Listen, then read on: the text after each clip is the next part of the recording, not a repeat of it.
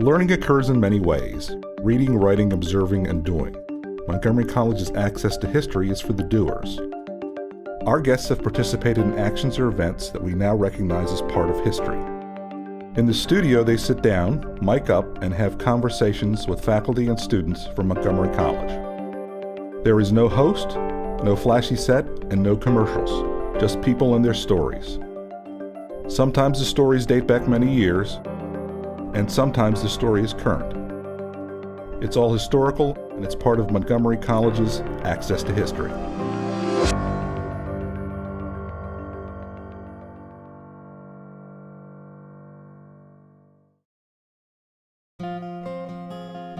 In this rare episode of Access to History, we leave the studio for the Stephen F. Udvar Hazy Center, where student veterans who are part of Montgomery College's Combat to College program got up close to aircraft that made history. They also spent time with retired Air Force Colonel Joe Kinigo, who recorded over 900 hours piloting the famed Lockheed SR-71 Blackbird in military reconnaissance missions all over the world during the Cold War. Traveling up to 17 miles above the Earth at over 3 times the speed of sound, foreign powers tried to shoot down the Blackbird, but none were successful. Colonel Kinigo's presentation to the students during this visit contained information that at one time was top secret.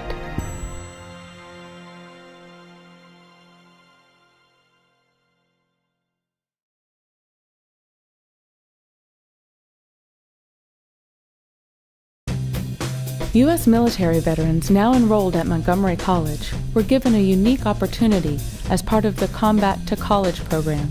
They were taken to the Stephen F. Udvar Hazy Center near Dulles Airport in Chantilly, Virginia.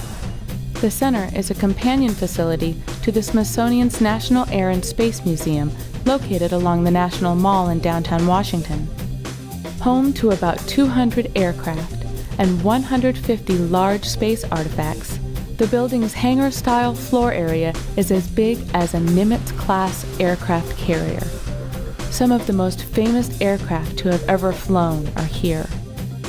At the center of the entire facility is a plane unlike any other.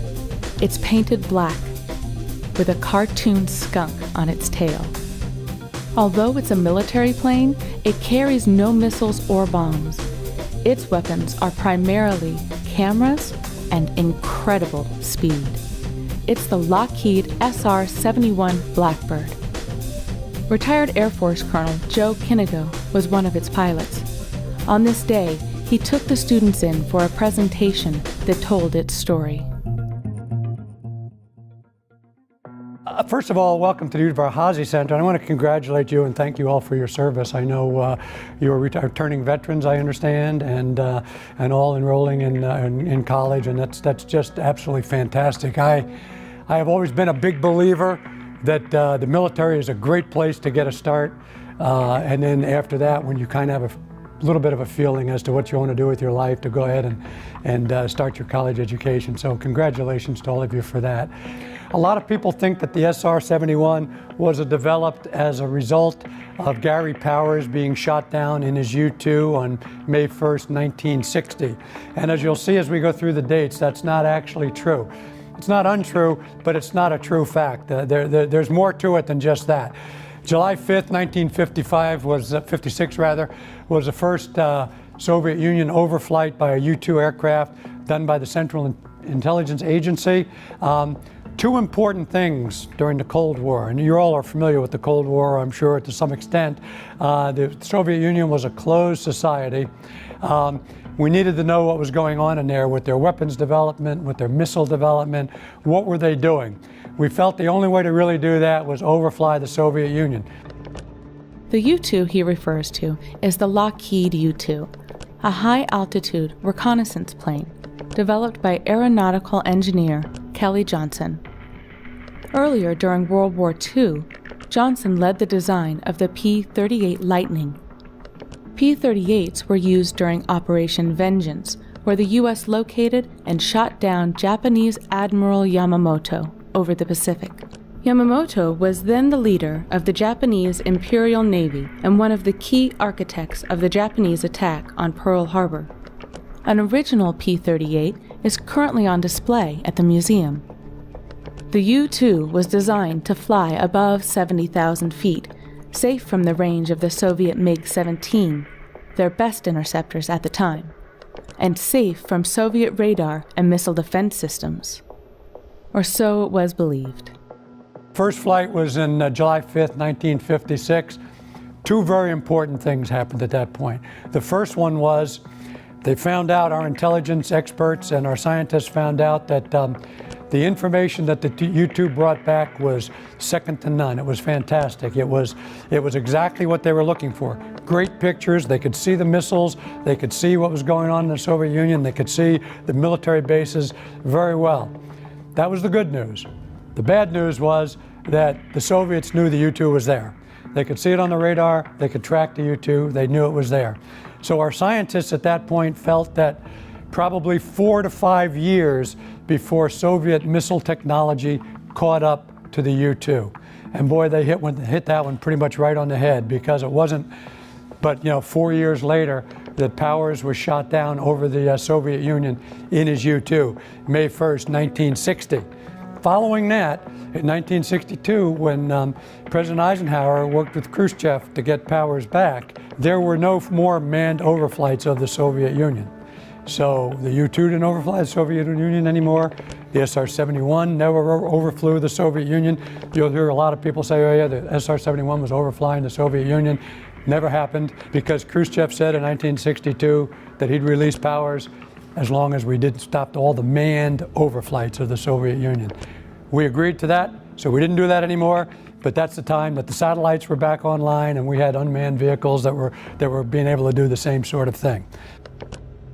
So between 1957 and 58, well before CIA pilot Gary Powers was shot down over the Soviet Union, Project Gusto was launched to develop a successor to the U-2 reconnaissance aircraft.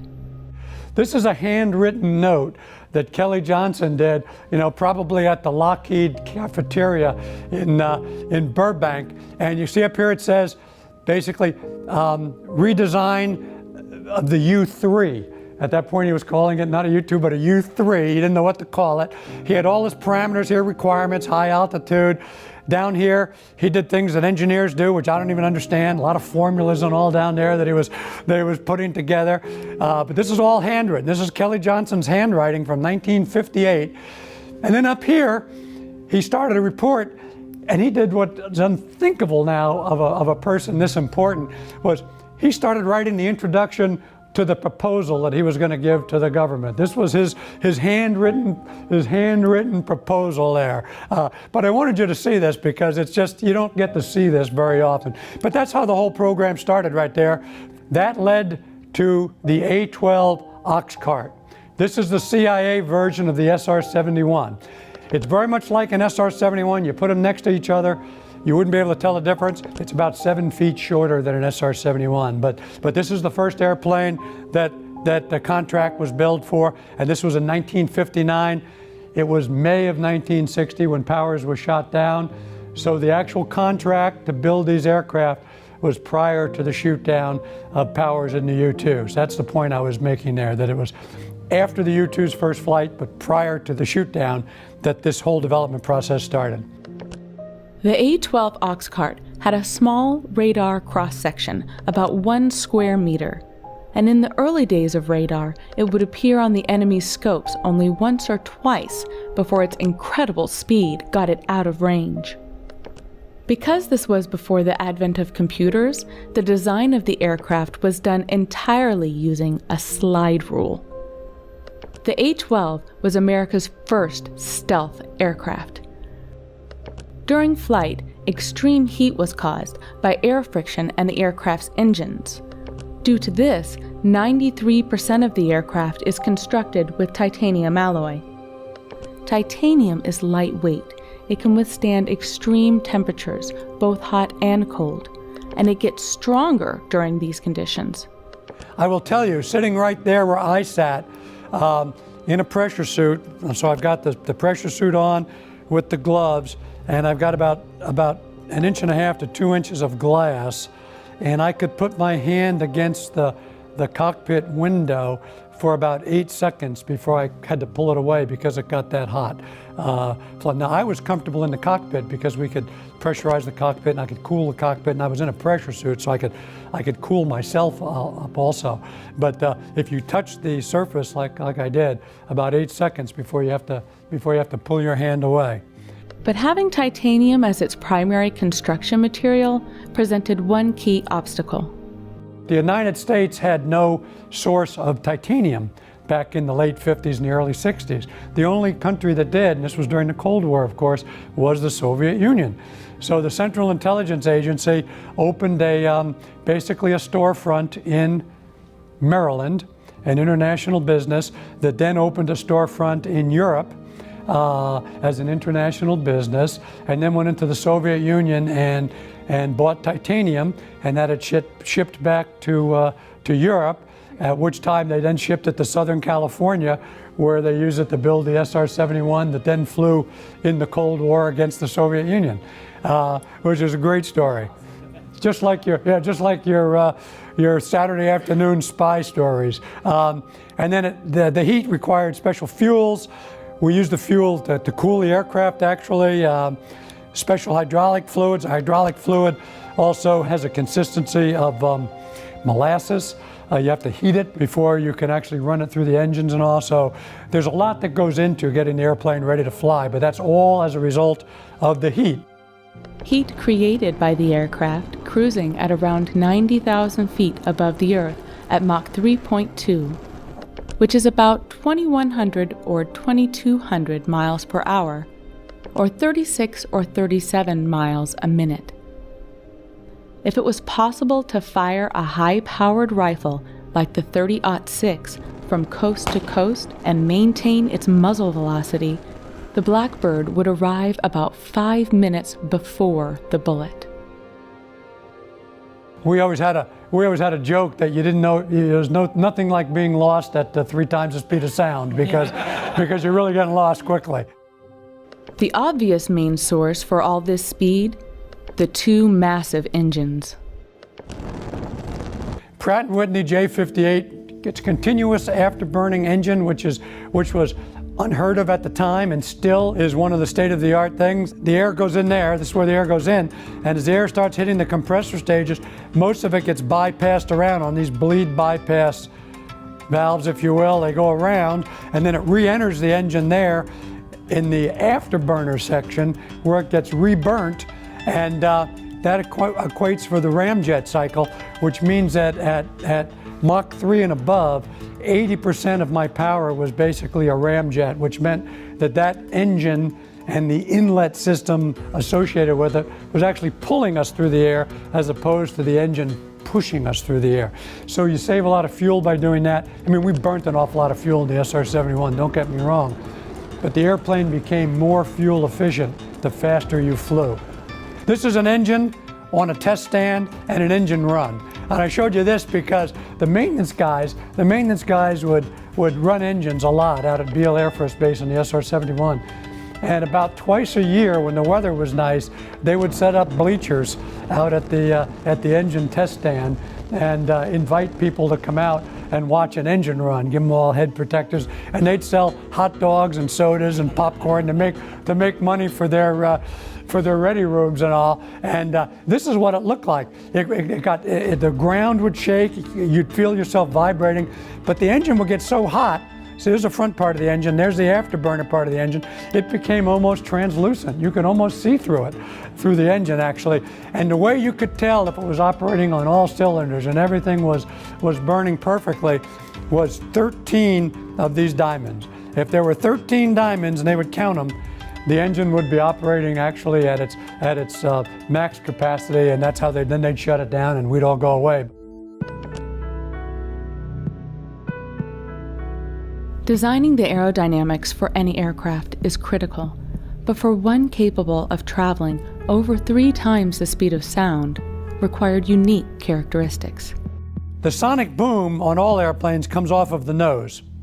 And then when the sonic boom comes off of the nose and the air is disrupted, You want the air to hit all the other surfaces basically straight on, like a regular airplane flying at 25 or 35,000 feet. So everything has to be built so that that air hits the wings, the engines, and all straight on. So if you look at it, look at the engine. These engine spikes that are out in the front, they are cantered down and in. That's so that the air coming off here hits them directly. The wings, you see the bending of the wings? That's so the air would hit those wings directly in that 2-degree angle of attack. You can see the vertical stabilizers here. They're cantered in a little bit. Everything was built to make the airplane precise and efficient at that altitude, but in doing that, the airplane has no square corners. So without square corners, very little radar reflectivity going back. So unbeknownst to them, or maybe beknownst because they were all professional engineers, they built an airplane that had a very low radar cross-section just because of the way they wanted to make it fly. Then they put the black paint on it, which absorbs some of that radar energy, and they mixed some carbon in the bottom of the airplane here to misdirect some of the other radar. So as a result, very little radar cross-section on the SR-71. Now in the cockpit, I could tell if I was being tracked by radar, I could tell if they locked on, and I could tell if they launched a missile. You can tell all that in the cockpit just through lights. People ask me, have I ever seen a missile? I never saw a missile in flight. I had several missions where I actually saw launch lights in the cockpit. I looked out, but I did not myself see a missile, but we've had guys see a missile. SA-2 missiles, which back when I was flying, could fly 75 over 80,000 feet, no problem. Now, they kind of go ballistic up there, but they're up there with you. They don't actually chase you, they just come up and hit you. But the problem is, you're going so fast, they would actually have to shoot that missile off the launcher long before you got into the range of the missile or the range of the radar that actually guides that particular missile. So they have to know exactly where you're going to be. No SR-71 was ever hit with a missile. There's talk that one of the CIA A-12 airplanes over North Vietnam came back with a little shrapnel in the tail from an SA-2 missile, but the belief is that they were probably barrage launching on the B-52 bombers, and it just went up to altitude and blew up, and the A-12 aircraft happened to be in the area. I don't know that part for a fact, but that seems to be.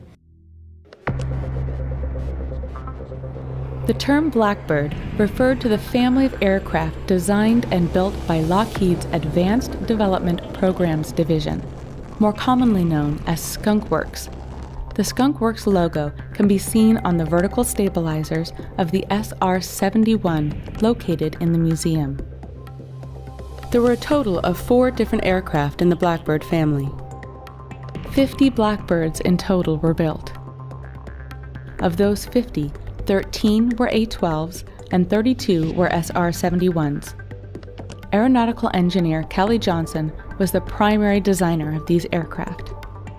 Back during the Cold War, unlike budget scenarios now, back during the Cold War, if you had an idea and you were a smart engineer that the Department of Defense and the government respected, like Kelly Johnson, money was no problem. So every time Kelly had an idea for something else to develop here in this Blackbird family, he had all kinds of money. But I will tell you, when he got to the SR-71, he delivered the SR-71. How many times do you hear this? He delivered the SR-71 several months early and many $1 million below budget. And he actually gave money back to the government for the SR-71.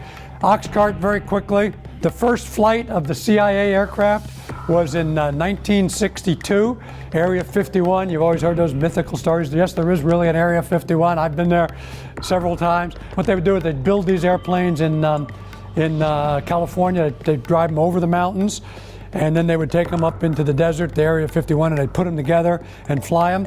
After the Skunk Works, Lockheed moved out of Burbank into Palmdale, California, in the high desert. They would build them there and then just drive them not many miles up into the high desert for Area 51 in those areas. Even back in those days, in Area 51, and probably still today, they know exactly when the bad guy satellites are breaking the horizon. And when they're breaking the horizon, they stop everything. If you go to Area 51, for whatever reason, and I'd never had to do this because when I went out there, because of the position I was in and what I was doing, but they will foggle you. It's called foggling. When you get off the airplane, you put on glasses, and the glasses are set up so that you can see down. So when you're walking along, you can see about 3 feet in front of you, but you can't see anything else. So when you're going from building to building and you're walking outside, you'll put on these foggles so you can't see what's going on. The important date is May 29th, 1967. Operations began at Kadena Air Base, Japan. This is in the A-12 now, flown by the CIA. The first SR-71, to put it in the time perspective, the first SR-71 had already been delivered to the Air Force. So there was a lot going on at this point. The A-12s were delivered to the CIA.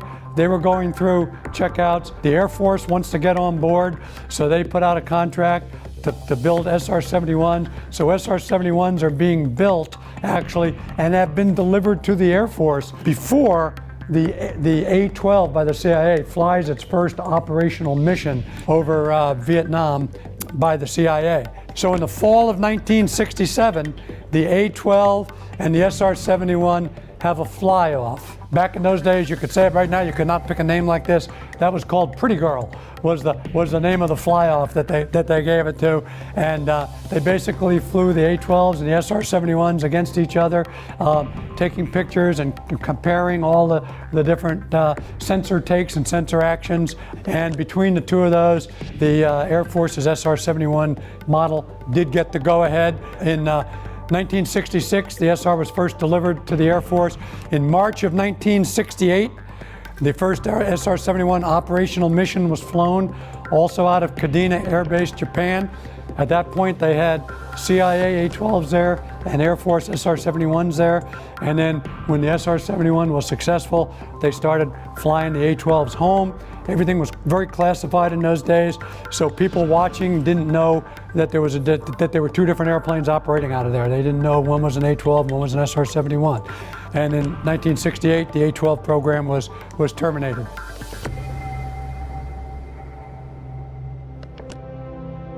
The SR-71 was the final design of the Blackbird family of aircraft.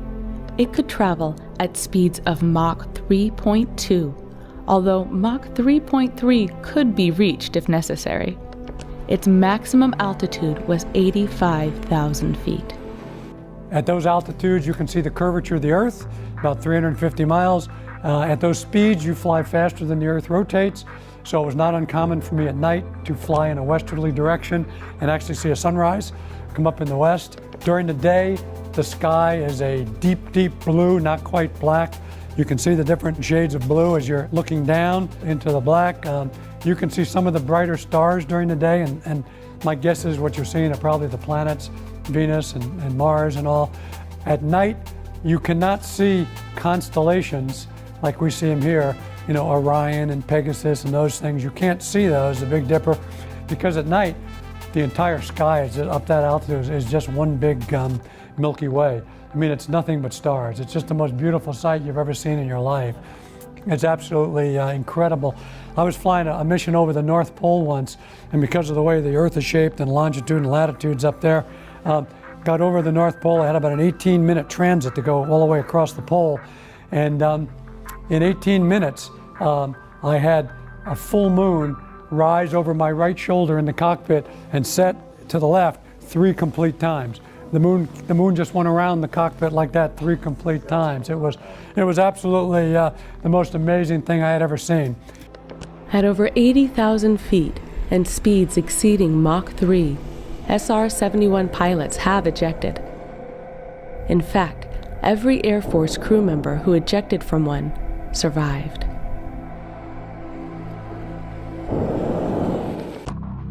Some of the records that the airplane has set. The important thing about these records, set a lot of records.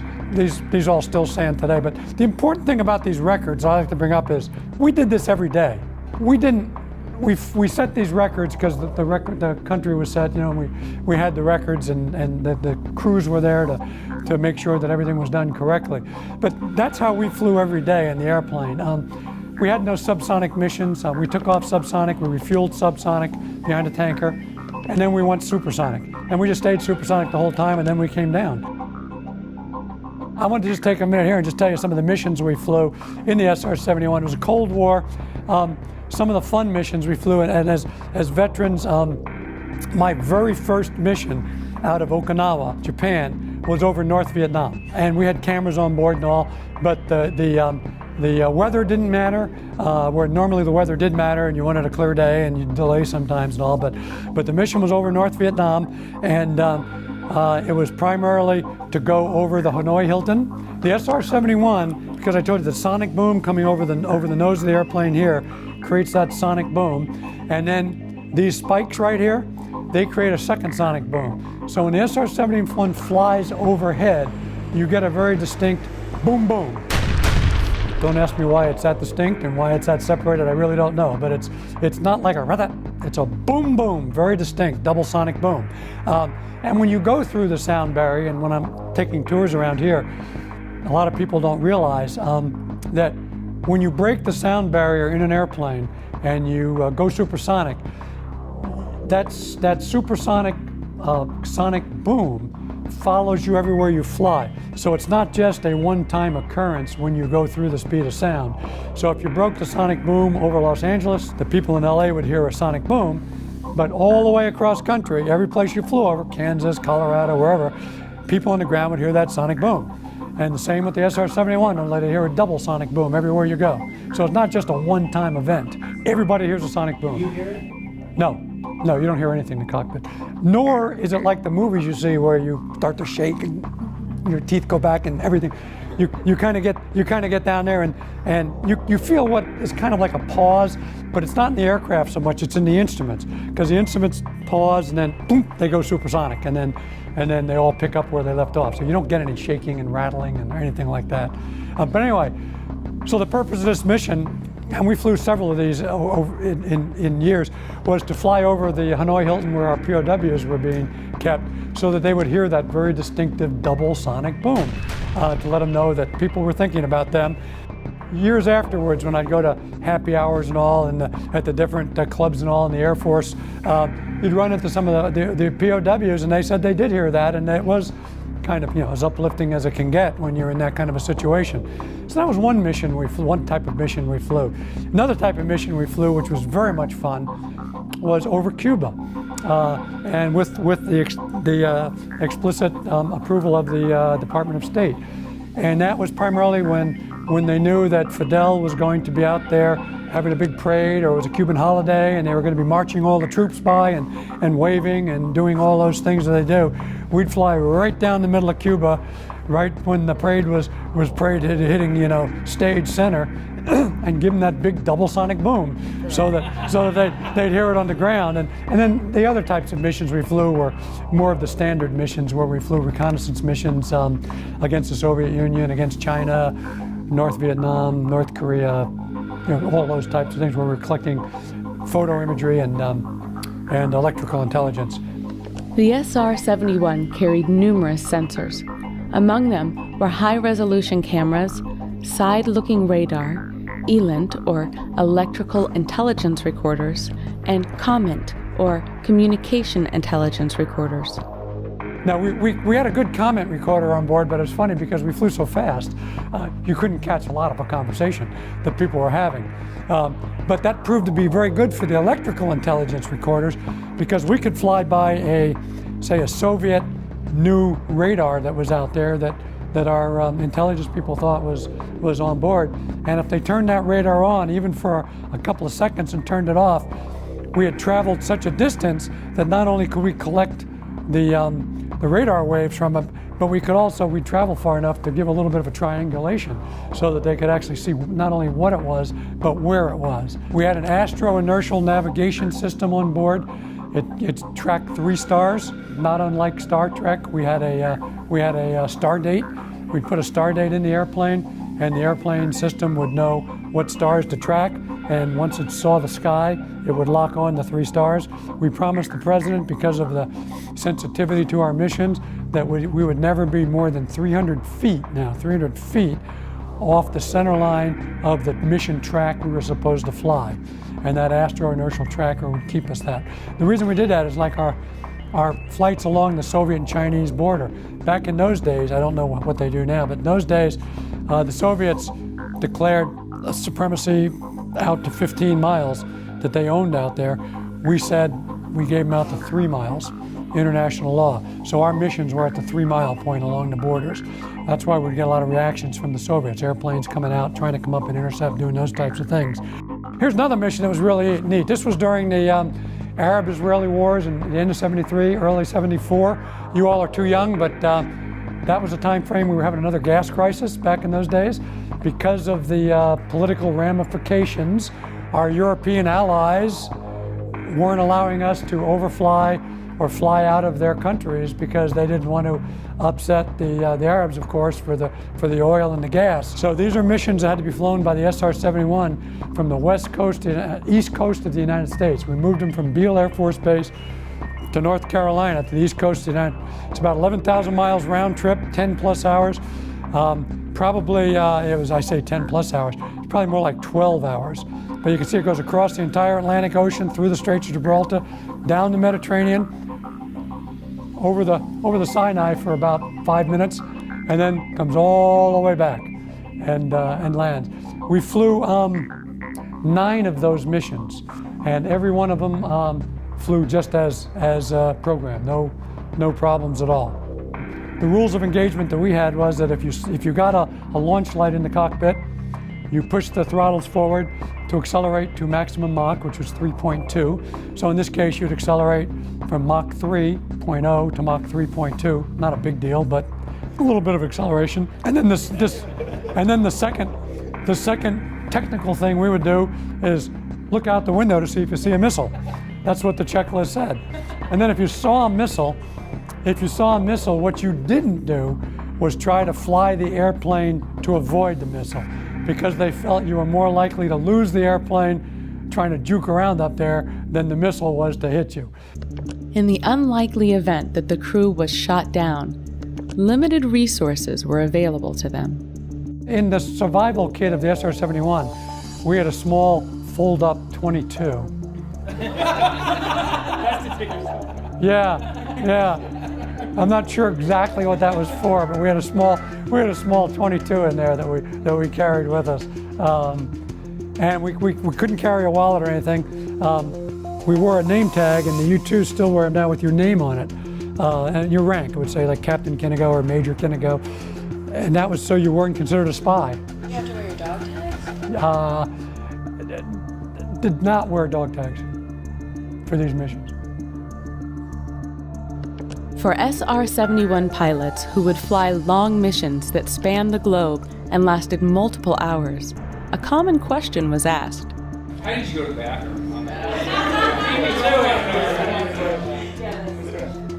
I've asked that a lot, but I'm not sure I've been asked on camera before. But number 2, you were just on your own. I mean, you just, and we had people do it. If people just went. I mean, you just went, and we had people that just got sick or something and just had to go, but that you just go. Number 1, it was easy. You put on a thing called a urinary control device. It's like a condom basically, with a tube coming out the front. You put it on, it comes outside your suit, and it goes down a tube, and it goes in your pocket, and it goes into a plastic bag in your pocket, and it's got a sponge in there. You leave it on the whole time? Oh, no. Well, no, yeah, you left the UCD on. Yeah, you put that on before you had to put it on first, before you put your pressure suit on. You got in the airplane and you're all hooked up, ready to go. If you had to go to the bathroom, then you would put a little air on it, and then you kind of open up the valve and you go to the bathroom, and then you could turn it off, shut it down. I think we were all thinking about that. I've been asked that question on 6th grade tours out here. Everybody wants to know that. Yeah, you gotta be careful how you explain it to a 6th grader, but no, you need to. Yeah, that's what we did. After the presentation, the student veterans left the conference room, and Colonel Kinnigo took them on a brief tour of the museum. This airplane that you see right here, it's a Newport 28. In 1914, World War I started, right? In 1918, we sent our first soldiers and airmen over to Europe for World War I. When our airmen got over there, we had no airplanes. We had no airplanes because we didn't develop the aircraft industry at all. We had to buy airplanes from the French. And so the first airplanes we flew was this Newport 28. Newport 28 is a complete fabric airplane. This is all fabric over wood. It had a pesky problem that the French didn't like, in that the fabric on the top of the wing would come off. And when the fabric came off, the airplane would crash. And the French pilots didn't like this. So as a result, the French sold it to the Americans. This is the first airplane in the United States that first went into combat. That Uncle Sam hat you see there with the gold ring around it, if you recall in your history that, you know, we threw our hat in the ring to go over the war in Europe. Well, that was the Hat in the Ring Squadron. It's the 94th Squadron, threw their hat in the ring to go and fly combat.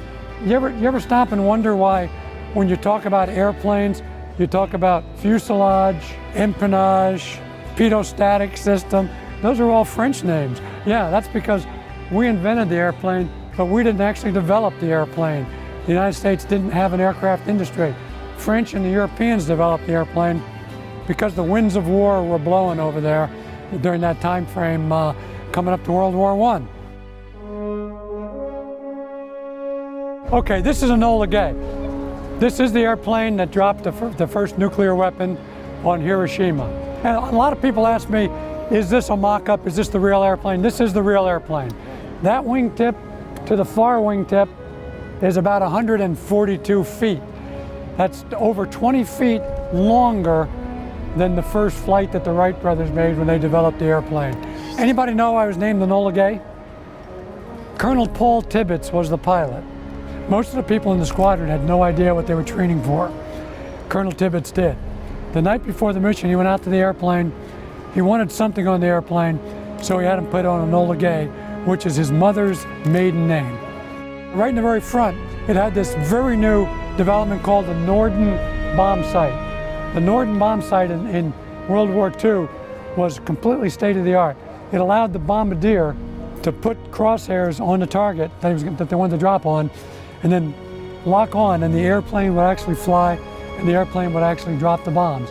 That's why, you know, you hear about Colonel Tibbets, but you never hear about who was the bombardier that pushed the button, that dropped the nuclear button, because the bomb sight actually did that. President Truman, who had taken over from President Roosevelt, and the Allies did send a memorandum to the Emperor of Japan saying, we need your immediate surrender, unconditional, or something very dramatic will happen.